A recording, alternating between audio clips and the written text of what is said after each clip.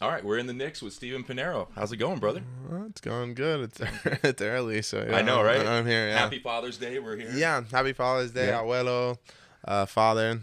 Thank you. My girl's grandparents and father as well. Like happy Father's Day to all the dads out there. I actually put in the work. Got a visual on that one. Yeah, yeah. So, what's going on, man? What's up in your life right now? Well, I officially qualified for the Olympics. The first Olympics that they're going to include skateboarding. I'm here in California, staying right now for the next, pretty much for the next month until until I end up going to the Olympics, and yeah, just trying to just better my skateboarding, stay in good health. I've been working out, go to the gym and stuff, trying to stay in shape for all this. I feel like as a skateboarder, we just kind of just spend most of our time just going to the skate park and just skating. We never actually spend the time to take care of our bodies. Right. I know we start so young that we don't even feel the pain we go through. Unless we get completely worked at the skate park. So it's honestly, I feel like I'm in the best shape of my life since I was probably 14 or something. So it's actually nice to to take care of my body and kind of learn a little bit more about health and my diet and everything I'm doing to take care of myself. I even have a mental trainer who helps me think about calming down, working with nerves, breathing exercises. I was gonna say, you working on any kind of meditation, kind of Yeah. I mean, clearing out your mind? to some degree. I'm always I would kind of do it instinctually. You know what I mean? So it would just kind of I'd be at a park and just find myself just getting my second to breathe. Giving myself 2 minutes, and then anytime I'm stressed out, or even when I have an asthma attack or something like that, I just find myself just taking deep breaths, just eyes closed, just trying to focus, because I don't know, maybe competition like this has never been a thing for me.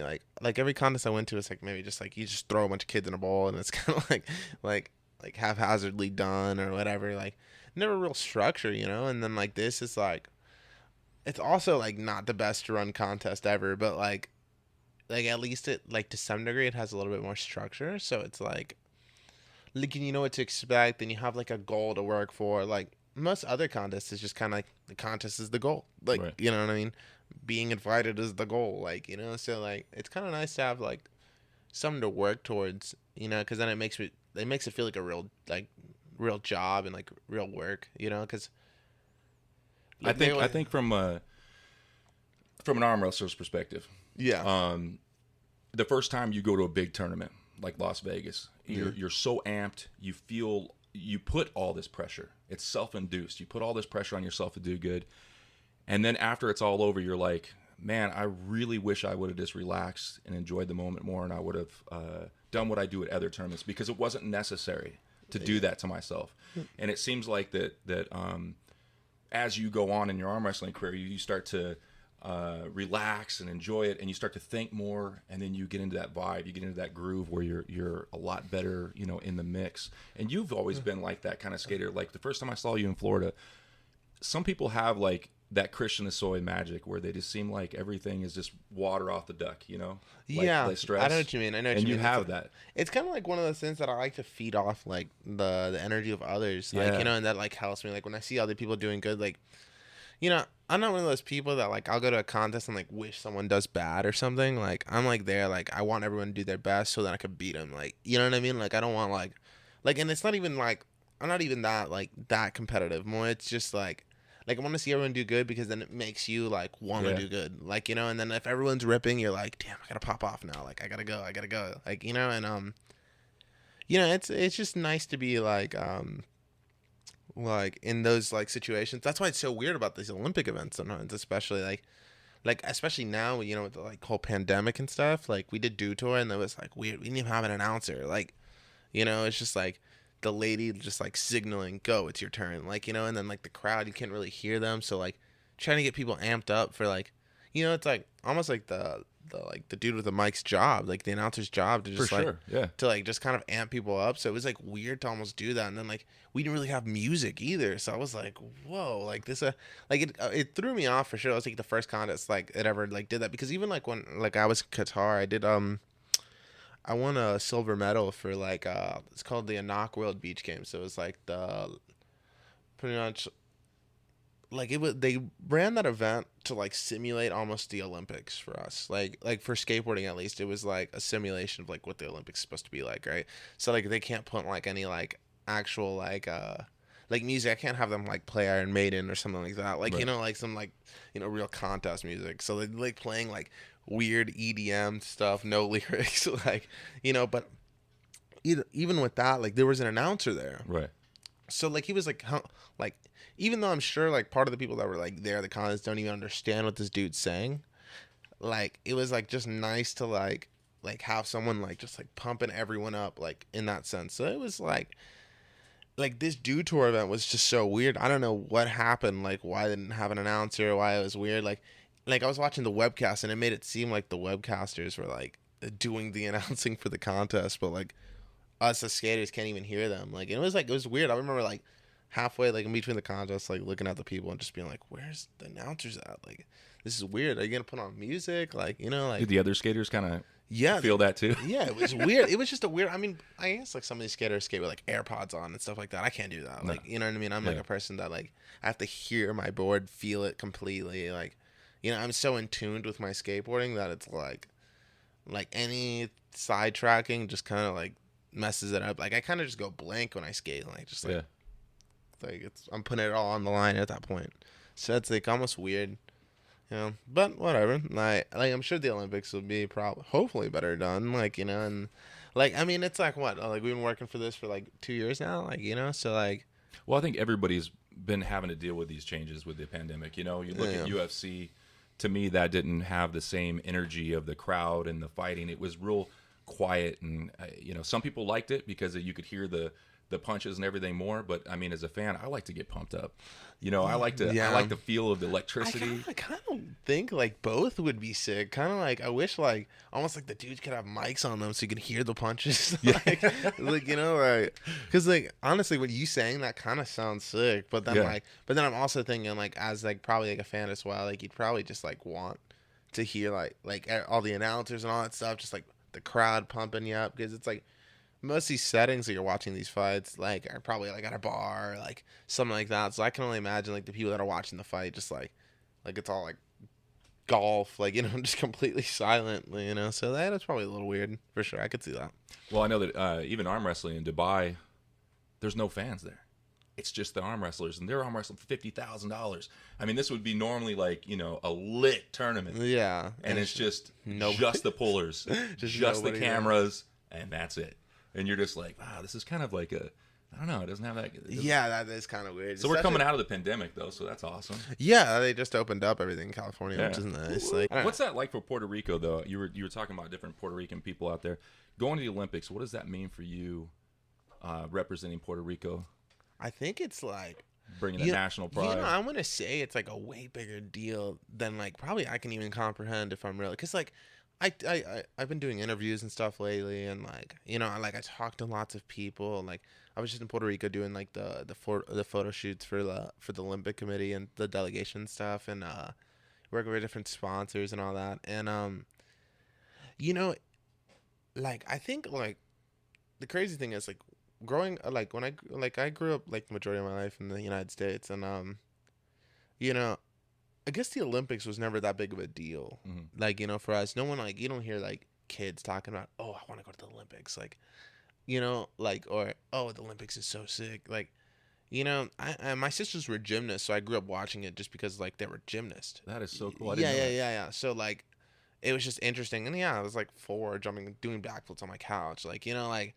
Just like anything to do a flip. I grew up with a trampoline and stuff, so like it's just like full flips, like anything I could do, front flipping off my trampoline, back flips off of it, like, you know, just like anything. I was just like a real reckless kid, like, you know, and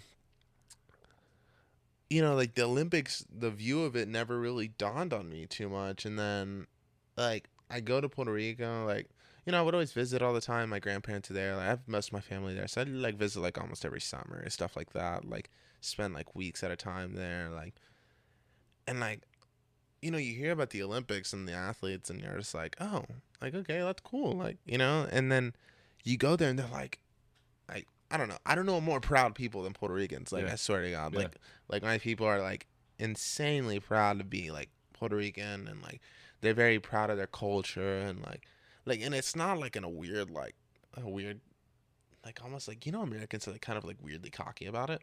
Like in PR, it's like they're like it's just like happy to have like representation because we're so small. Yeah.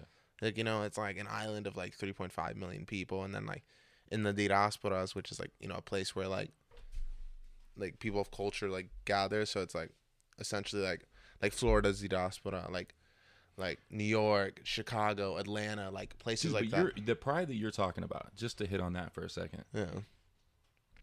I think that because like me, I'm a proud American. Like I'm all about it. I'm super proud. Yeah. But I like it when Samoans are proud about their country. I like it when blacks are proud of their culture. Yeah. I like it when other people are proud of their culture. It's not. I think that as long as your pride doesn't go to arrogance and you feel like you're better than somebody, I feel like that's the problem. Like with like your pride is like a very like it's like a very thin line. You know what I mean? And then like people usually cross it.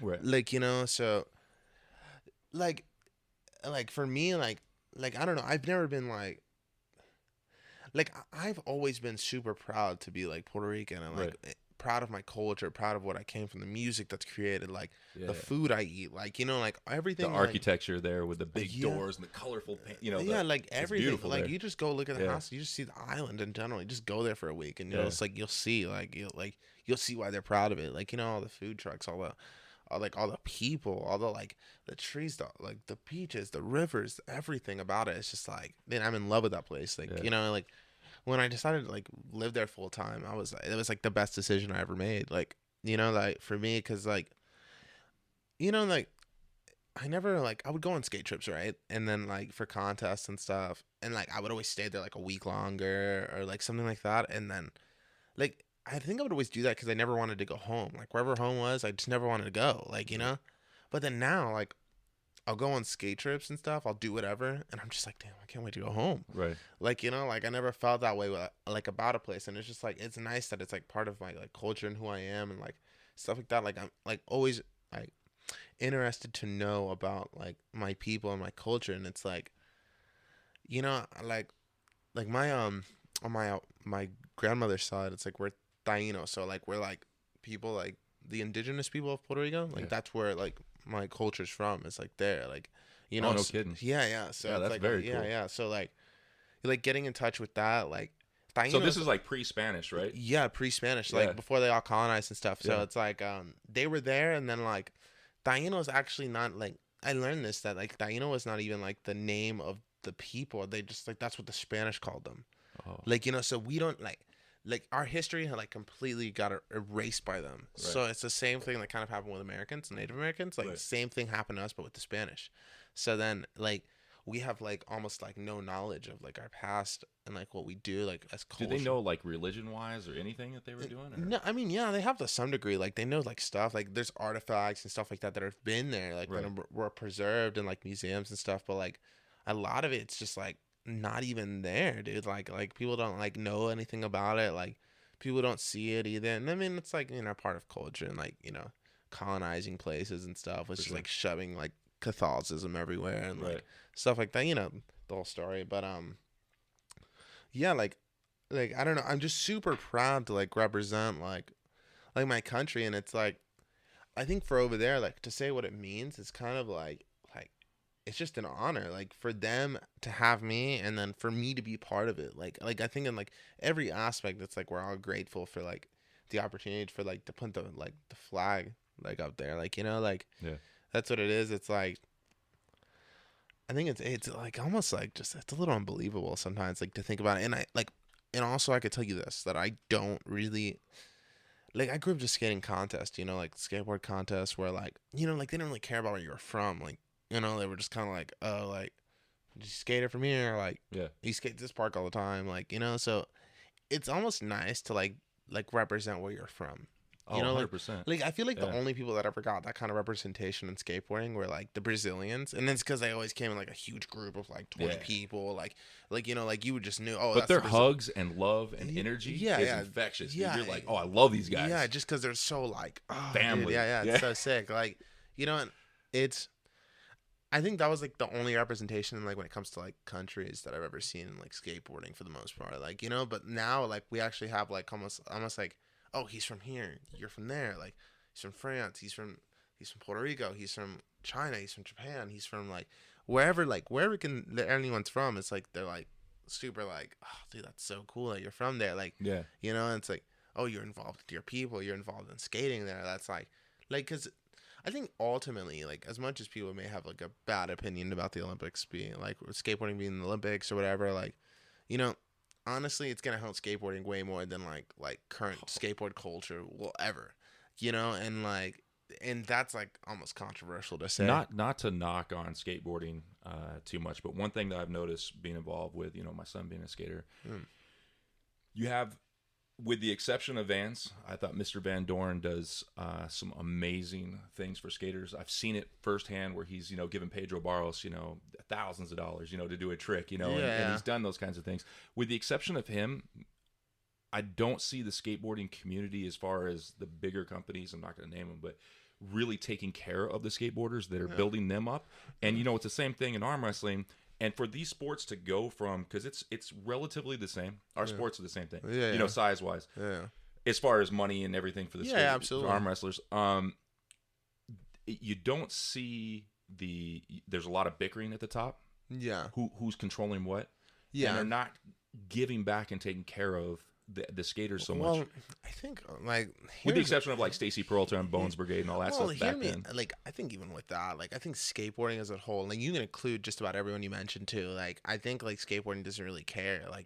Like you know, I think for some reason there's like this like view about skateboarding that like people want you to like struggle constantly and then hopefully you're cool enough to be represented by some company. Yeah.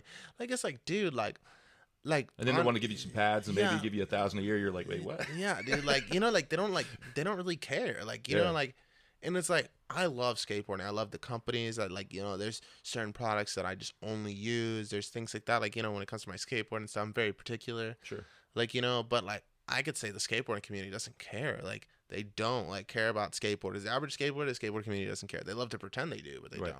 Like, you know, and like give you hugs, give you a hug, but not give you any money, then not help you out, and not like do they the don't things wanna, that are right. Like it's like they like skateboarding like as an individual thing. Like if I go to a skate park, can be a very like community like aspect of a sport, like very like family like you know almost. But then like when it gets to like competition, video parts, stuff like that, like it's like they're picking and choosing who they want. It's like a cool guy contest, you know? And like, you know, and I think if you want my opinion, I believe that the Olympics being there will provide an outlet for all those people that like skateboarding normally doesn't like, and will give them a platform to be great, you know? And like, that is like my biggest thing about it. 'Cause like, you know, I felt like I spent like a lot of my, like, later teenage years and like you know early adolescence just like looking to like be sponsored and find companies that would like want me, you know. But then it's like, you know, like this like whole little politics in skateboarding, and like now like I could just do this Olympic route, you know, and like I don't need those companies. I don't need those people. Not chasing the carrot. I don't need to. I don't need to, like, you know. And I think that's a beautiful thing. Like, you know, I can do what I love in my own way, how I want, and it doesn't affect anyone, and I still respect those people. You know, I still have respect for like all those other companies that are like running skateboarding and stuff like that, and I respect them completely because, you know, without them I wouldn't even I wouldn't be skating. Right. You know, so I do give that respect, but also it's great that I can follow my own path. You know, like I can do my own thing, because like for a while, like I didn't even know if like I could do this for the rest of my life, just like as like a thing. But now like with this, I have the potential to like change my life completely, you know, which is like, it's really monumental. Like, you know, like it's something that like we're finally creating a platform where skateboarders are allowed to like make a living off this, right? You know, which is like, I think a very beautiful thing. Like, you know, because I felt like every kid's dream when they start skating is like, oh, I want to be a pro skater. I just want to skate for the rest of my life. You know what I mean? That's usually like any kid. You ask any kid at the skate park what they want. Like, you know what I mean? And they're probably going to be like, yeah, I would love to be pro, hang out with like Andrew Reynolds and like do all this kind of stuff. Like, you know, my favorite skater, I want to be next to him and like skating and like be as good as him. Like, you know, and then now it's like they have the opportunity to like do like and make a living like these people have their whole entire lives, you know, and like which is nice because skateboarding deserves that kind of recognition, that love, like, you know, Absolutely. and it needs that progression, like, and I feel like in the best thing about this too is that you could do both. There's people that are doing the Olympic route and still dropping video parts and stuff like that. Like, you know, that doesn't stop. Zion made the Olympic team. Like, you think that man's gonna stop like dropping video parts and being gnarly, like skating street? Like, no. Like, you know, you just also can do the Olympic route. You know, so it's like, what is the? Do you know what the because I can't remember, but I think that they actually pay for the gold medals too, correct?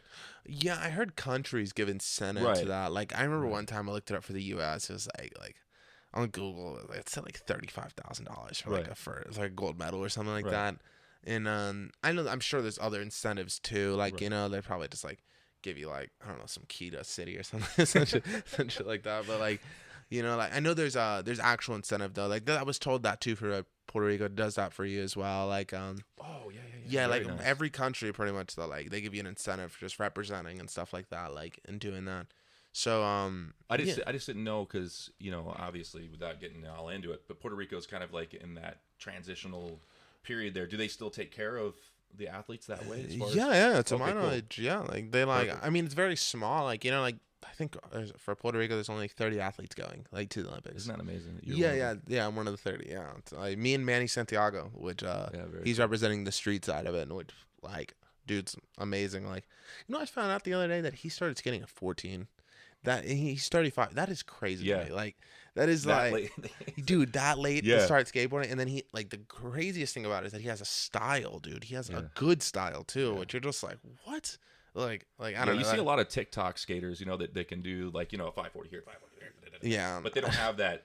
Like you've got like you're part of the bowl. Like you're skating. Thank you. Thank you. I just or at parks. At parks, forget about it. I spent a lot of time just trying to figure out like what I even like in skateboarding too. Like, you know, like what I have the most fun skating, you know, which I guess for me was always like almost like a difficult thing to find out. Like, you know, because I love skating vert, I love skating bowls. You know, like I'll go skate a mini ramp with my brother for like 3 hours. Like, you know, like I never really like spent too much time like trying to figure out like what I love to do. And like I think just park skating ended up being it because it's like it has a little bit of everything sometimes, and you like some walls, you like certain things, you know, which is nice because like it kind of gave me like a route to like follow and like practice it and like do stuff like that because, you know, like I think structure is a very important thing in like an athlete's life. Mm-hmm. Like, you know, and like I think it's almost like hard in a sport it's so chaotic like skateboarding, and like kind of like it's like very subjective sport. Mm-hmm.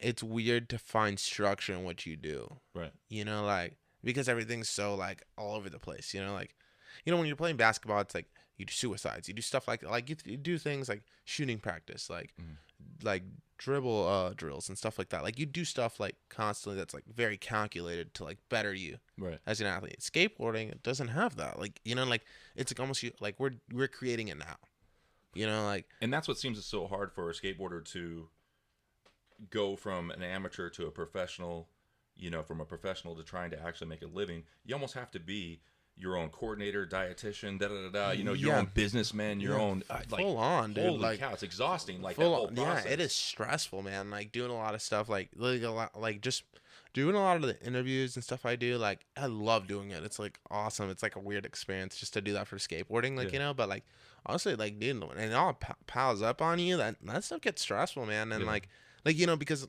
you're doing all that, and then you got to make sure you're practicing, you're skating, you're taking care of yourself, you're eating, like you're doing everything. Make sure you're eating right too, not just eating good.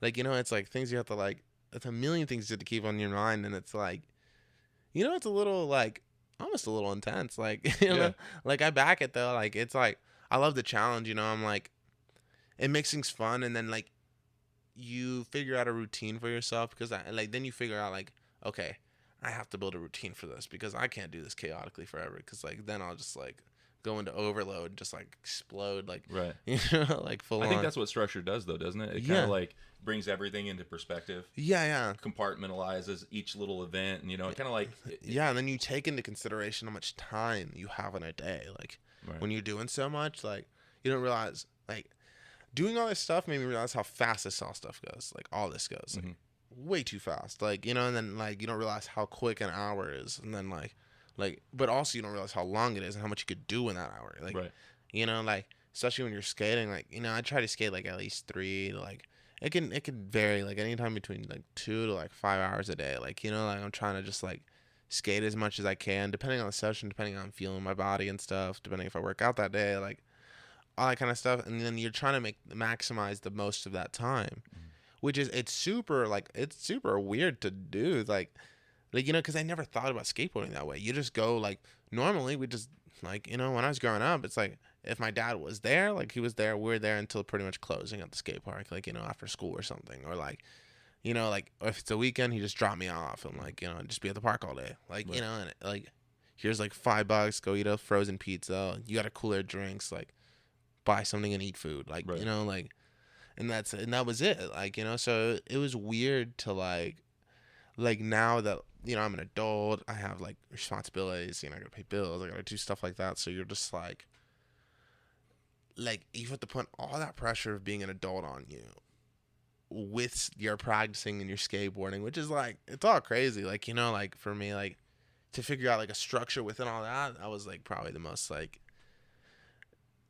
I definitely feel now in my life I can handle just about anything just because I did this. For sure. Yeah, like there's nothing. Well, you see, and on the opposite side of that, what you had, you see some parents they're on them, like they're treating them like they're a professional athlete when they're 9 years old. Yeah, you know what I mean, and they're putting that pressure of, you know, years later on them at that point. Yeah, and I've seen them and that can do twisted things to a kid too. Yeah, and it's like, you know, my dad says it sometimes too. Like it's like a lot of times like you just give like kids like adult responsibilities, and it's because what they're doing is very like, you know, it's life changing. Like, you know, like when we grew up skating pool party, like you know, like it's Vans pool party and stuff like that. I'm like, you know, that's life changing money. You know, like as a skateboarder, and not only life changing money, more like life changing. It's more of a life changing event because like you win one of those contests, like you're recognized, people know you, like people know everything about you. So it's like you got Red Bull, then, or you got one of these major sponsors talking to you. You know, yeah, it's like a Super Bowl for us, like you know. So it's like we would go into those events like just thinking, oh, okay, like we gotta make sure we practice, we're at our best, and then your parents like who are investing money in you, like, and it's like I almost hate to view it that way because it's like you know, for me, like, I mean, I don't have a kid, right? So I guess like my perspective is from someone who doesn't have a kid, but just like the way I should view it, like, is I'm doing whatever I want for my kid. Like if my kid wants to skate and he wants to skate this, like I'll make sure you're doing it good, but also that doesn't mean that like, you know, like that you can't have fun doing this. Because I feel like a lot of times for me it was like almost like the fun got sucked out of it because I like had to think about like training so much, and then like, you know, like my fun was like messing around with kids, like when like, you know, when I'm 14, like messing around with other kids and stuff like that, like, you know, like hopefully we can play tag or like play a game of skate on like the mini ramp or something, and not like really focus on practicing in the bowl so much, like, you know. But yeah, it's like stressful because you're putting adult responsibilities on a kid. Like, you know, you're 14. From an adult though, it's kind of hard too because I mean, as a parent myself, you're trying to teach accountability and help them along in their dream, which requires them to grow up faster than most kids. Yeah. Especially if you're going to, like you said, like Vans, and you're putting the money out there to further your kid's dream, like college or anything else. Yeah. So there is, from a parent's perspective, you gotta help them with that accountability. Yeah. But then also you got to be mindful. It's a balancing act of be accountable for your practice, but at the same time you have to have that.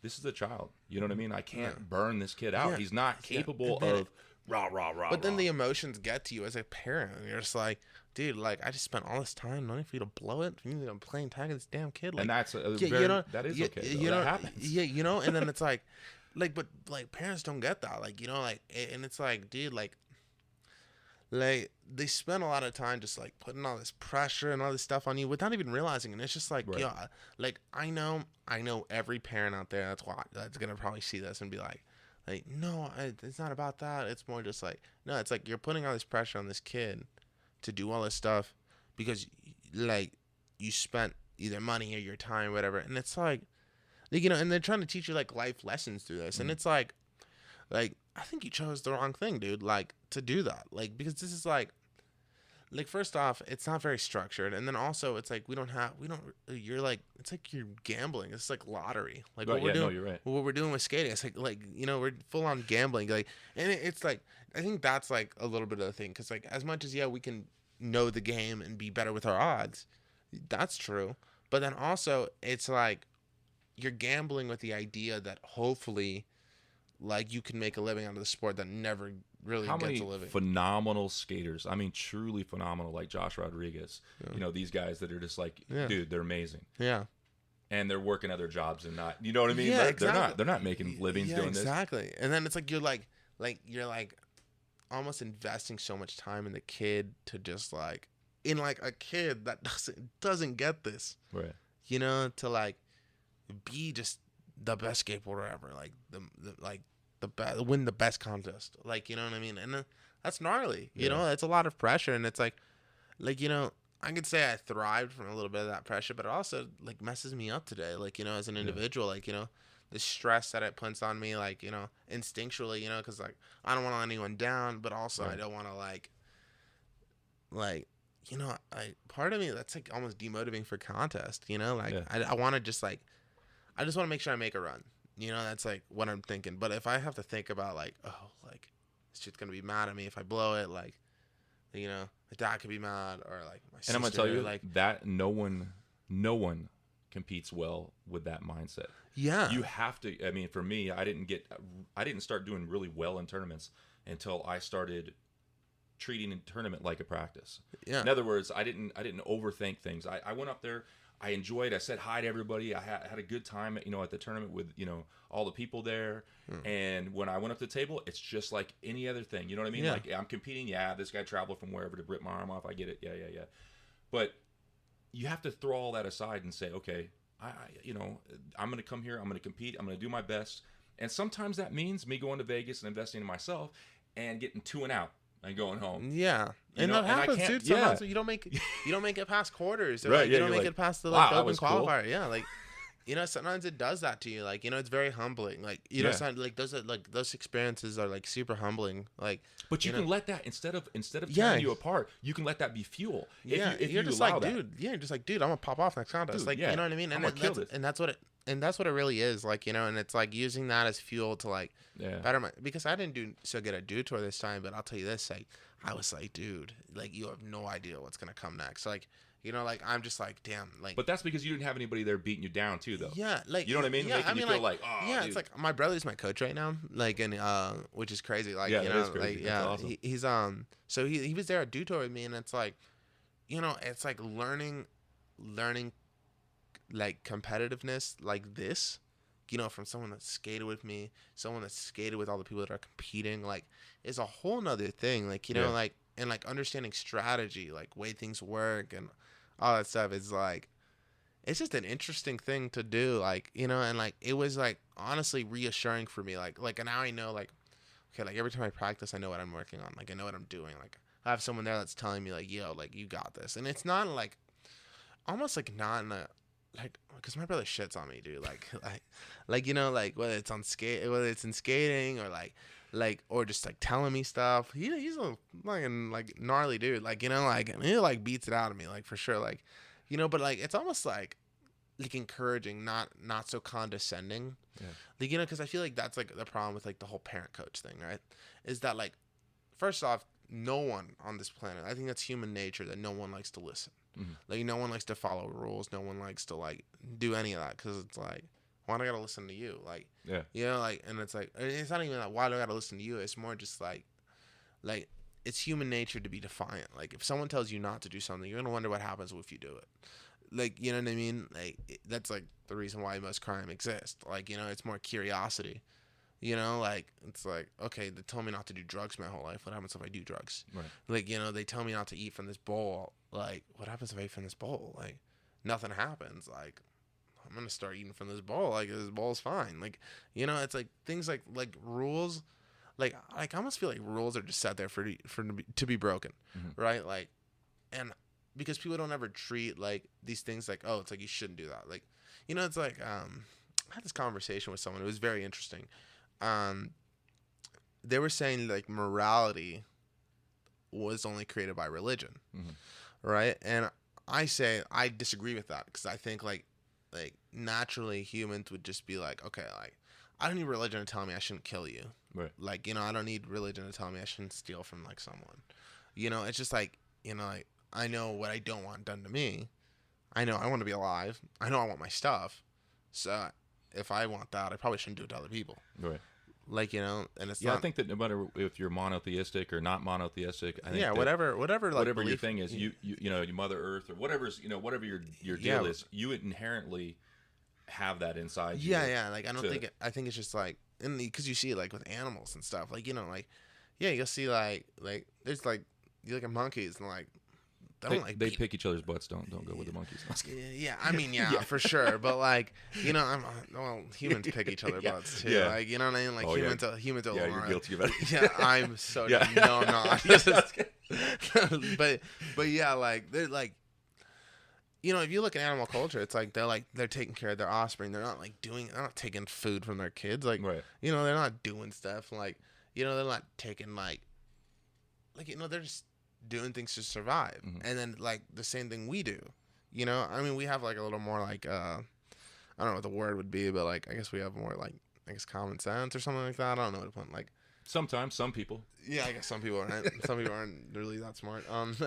Drive in California, you'll see some that don't have any common sense. Yeah, absolutely. Yeah, driving here for a while, it's a little chaotic, but yeah. But you know what I mean? It's like when I bring that up, it's more just so like people understand like okay, like maybe you're not gonna like listen all the time, but also like I think maybe like I guess my advice to parents would be like you know, don't put so much pressure on them because like for me like I'm already beating myself up knowing like I remember going to half these contests and just beating myself up because I'm thinking like, damn, what happens if I mess up? Like, what happens if I do this? Like, and I'm like, this is like excluding my dad being there and kind of scaring me and like you know, and like all that, like knowing the sacrifice he put into like. What do you think about this? Put the pressure in the work ethic, not in the tournaments. So your tournament is a result of your work ethics. Like I think it's fine to put pressure on their work ethic prior to going into that. Yeah. But don't expect or pressure on the results of a tournament. Yeah, you know what I mean? I think let them. I can agree with that, like to some degree, but also I think like even like putting the pressure on their work ethic is a little difficult because then it's like because then it all translates. Like, what are you working for? You're working for an event, right? You're working for the contest. Like, you're not like necessarily working so much for yourself. Like yeah, to some degree, as as a competitor and stuff like that. Like, of course, when I'm in practice, I'm thinking like yeah, this is for the next contest. Like if I learn a trick, I'm thinking, when can I do this to show people? Like, you know, when can I do this for a contest? Right. You know, so like I'm in my practice, I'm already doing that. Mm-hmm. Like, you know, I'm already beating myself up if like I don't do this. Oh yeah, if you're doing it right, your practicing should be where all the beating takes place. The tournament should be your day of celebration and having fun. Yeah, it's kind of just like, you know what I mean? Exactly. Like, I did all the hard work. Now I can relax and have fun and skate. Yeah, exactly. And then, but then it's like you have these events like now, like with the whole Olympics thing and all that stuff. Like these are like some of the biggest contests ever. Like I think that. But to win those and to do good at those high levels, though, I mean, this is just from me to you. I could say, personal opinion, I would say this is the biggest contest in skateboard history right now. Oh, yeah, yeah. Like, you know, like ever. Like, I don't think there's ever been a bigger contest. Like, but that said, if you gotta take that into your practice. But when it goes down to the competing, yeah. I mean, for me, I've arm wrestled at all the big tournaments. I've made my mistakes. Yeah. If you treat it like it's the biggest skate tournament of your life while you're there in your mind, you'll yeah, static you'll out, crush, dude. you'll crush, Yeah. dude. Yeah, for sure, absolutely. You'll just fucking blow it, like honestly, and that's what it. And I think that's where I'm at mentally. Is like I can't, especially with the whole like the regulations on how it's gonna be when we get there and all that Right. stuff with the pandemic stuff like that. Like I Are don't they even, still doing that? yeah, full Really? on, yeah, full on. We're not even able to like leave the villa. Like we're gonna be in a complete bubble, like with the whole team, stuff like that. That won't make it awkward. Yeah, right. Right, that won't make it weird. But like honestly, I think that's kind of helping me. Like you know, to some degree, because like I honestly can't even view it as like I'm almost not even viewing it as the Olympics. Mm-hmm. Like I'm just viewing it as this is kind of contest, like kind of small contest, whatever. Like and I think the more I do that, the better. Like because like the more I think I treat it like it's the Olympics, the biggest thing in the world, but like I guess like I'll probably crush and like just like crumble, like you know what I mean, just because of it. Like so, I think it's kind of nice to some degree that like this will be a little different, but like also it's just nice to like see kind of what this will be. Like you know, like I'm excited to experience like okay, I'm gonna be there like a week and like skate a couple days, and then I have to compete in the biggest contest in the world, but it won't feel like that. Like, you're going to be getting to represent Puerto Rico. I think that you have an advantage in the fact that you have so much pride in your country. Yeah. You see what I'm saying? Versus like if it's just all about me and I'm looking for a Wheaties box, you know, and that kind of stuff. Yeah. I'm at a different level than you are. You're at a much higher level because you're the good guy in the story, right? Yeah, I guess. You're the. I guess, like, and I remember saying this like a while back to I forgot who I was talking to about this, but like whoever wins the Olympics, if you exclude like America, Brazil, any other country that's in there, that will change that country. Like that will change it completely. You know, like because Brazil, it's like skateboarding is like the number 2 sport there. America, like they created skateboarding. You know what I mean? So like any country, like even in Europe, whatever country wins, Puerto Rico, like Puerto Rico, yeah, right, Japan, like whatever country it is, like that will change skateboarding forever. Like you know, and that's like almost like more monumental than anything, and that's like more pressure than like anyone could even realize, because like that doesn't change much for the United States. You guys have all the parks, you guys have everything. Like you know, like Brazil, it's like same thing. They might.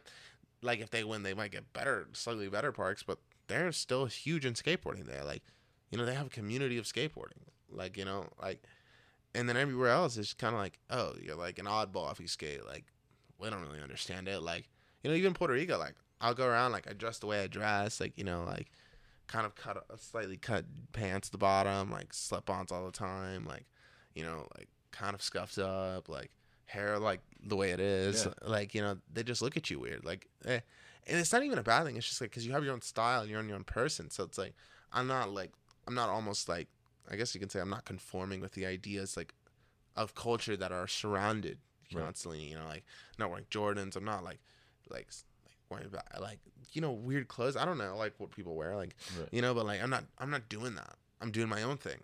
You know, so it's like I think that is something that's like, I guess it's the beauty in it all. It's like, which makes this sport, I think, and I predict this now, like, and I definitely think it will be. This will be the biggest sport ever in the Olympics. Like, everyone's gonna like look at this sport like, wow, this is it. Like, you know, there's no other sport in the Olympics that will ever get as much. Like, I mean, you've got sports that are less than thrilling, like curling, and I don't know. I'm not even a bag on any sports, but yeah, no, you know what I mean. Like it's visually amazing, and it's up with the times. Yeah, absolutely. And then also it like, I remember I was at the there was this like conference they had in Rio, at the last contest before the pandemic, and they were having like talking about like the platform skateboarding hub, and like, and the reason why they like agreed to put skateboarding in the Olympics and all that stuff, and it's because the Olympics has no youth appeal. Like the only people that are like watching are typically old people, like older people, and like skateboarding brings the youth into it, you know. So like in any sport, surfing as well, like you could even put that in there. Like brings youth into like something that's kind of just old, like you know. Like I remember like my dad like was telling me like in Puerto Rico, like because like in certain places like that, like they didn't have cable and stuff like that, so like the only two events they could watch, I think, was like the Olympics and like I forgot the other event, but like he was telling me like, yeah, the Olympics is like one of the only things you watch with if you don't have cable. Right. You know, just be there, like, which is, you know, it's crazy because all these other countries find far more significance in this than like Americans, like, will ever.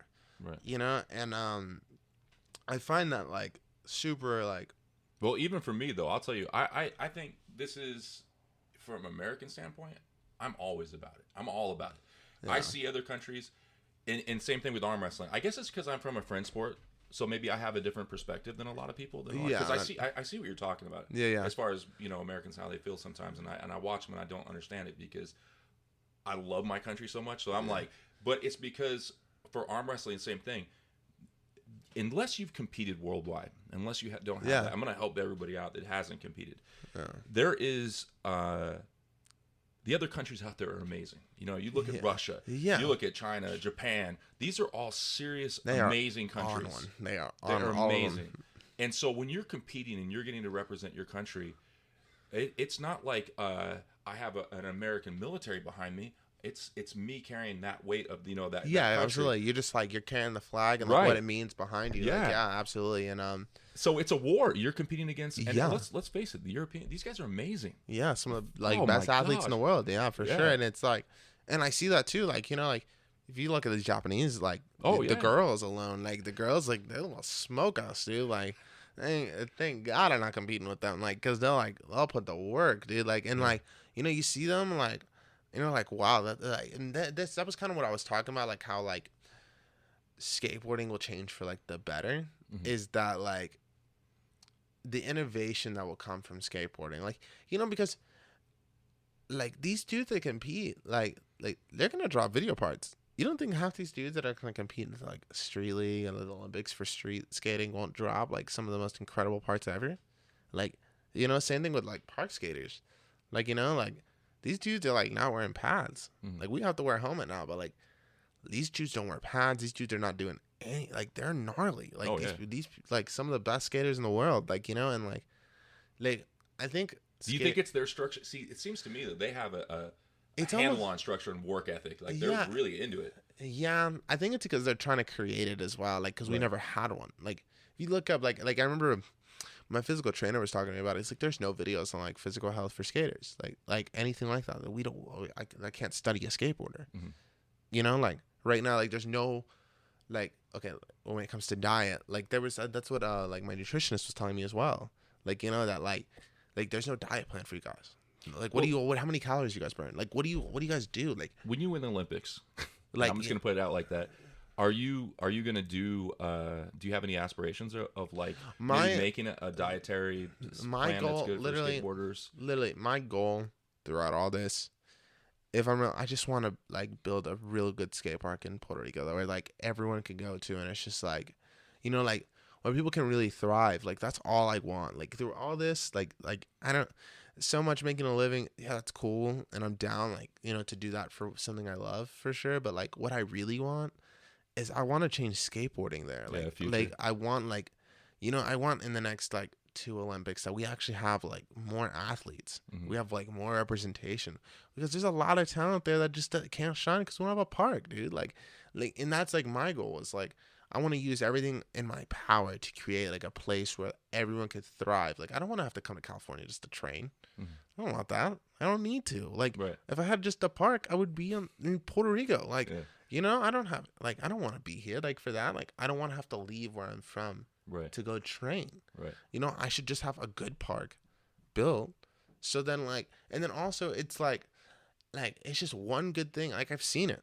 I've seen it happen. Like, you know, like one good skate park gets built and you see the talent that comes. Like, I remember a good example of that for me was Lakeland Skate Park in Florida. I saw that park when it was built. Like when it the first time it was open. Then you see like 2 or 3 years later, all these dudes that come out of that park, you know, like Morris Farmer, Peter Krieger, like there's dudes out there that like I seen like just like amazing talent just coming out of there just because they built that park, like, you know, and like that was their local and they just all like went there, you know, and it like just one good park made great skateboarders, like, you know, and it's like there's people that like go there all the time, just like, oh wow, it's the best park, like. you know, and it just goes to show that one, like, just, you don't even, it's not like we don't need a plethora of parks as great as that would be, you know, having like 5 parks that are like great all throughout the island. But if you just had one good one, like, you would create like people like on one, like they're just like, you know, like if we had one TF out there, like a park that's built like just TF, like something like that, like someone built like the contest we skate, that changes everything. Absolutely everything. Well, Steve, we got to definitely have you back on. I know our producers are giving us the wrap-up sign. Oh, yeah, facts. We're sitting there talking way too much. No, are you kidding me? This is awesome. I could talk to you all day long. And I'll tell you what, next time when you win the Olympics, we're going to have another one on here. Yeah, I'm down. I'm going to get definitely. For it. Yeah, brother, yeah, for sure. That was awesome. Yeah, good thank times, you so much, dude, always. Yeah. Hey, and thanks, everybody, for coming out. We'll see you next time. Yeah, thank you. Much love always. Woo. It's for Puerto Rico. Puerto Rico.